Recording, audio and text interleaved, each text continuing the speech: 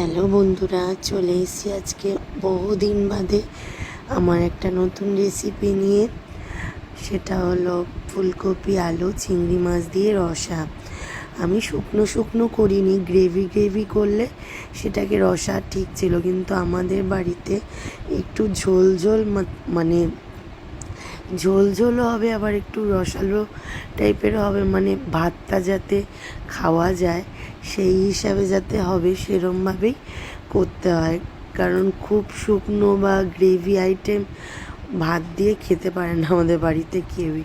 ওই জন্য আজকে আমি রেসিপিতে কি কি দিয়েছি তোমরা দেখে নাও, আমি ডিটেলসে বললাম না ভয়েস ওভারে, তোমরাই দেখে নাও।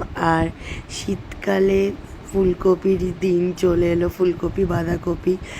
গরমকালের পটল মশাই বলে দিয়েছে যে ফুলকপি আর বাঁধাকপির ওপর দায়িত্ব দিয়ে দিয়েছে যে এবার তোরা সব তরকারিতে তোদের টাইম, আমি চললাম।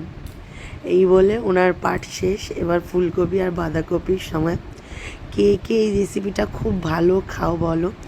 যখন গরম জল দিয়ে ফোটাচ্ছিলাম, তারপর যে চিংড়ি মাছে ধিমে আছে যখন ফোটাবে না, যখন চিংড়ি মাছের রসটা পুরো মিশে যাবে আলু ফুলকপি আর ঝোলের মধ্যে, মারাত্মক টেস্ট হয় এতে। আমাদের বাড়িতে তো সবাই খেয়ে প্রচণ্ড ভালো বলেছে। তোমরা কে কে পছন্দ করো রেসিপিটা বলো। Bye bye.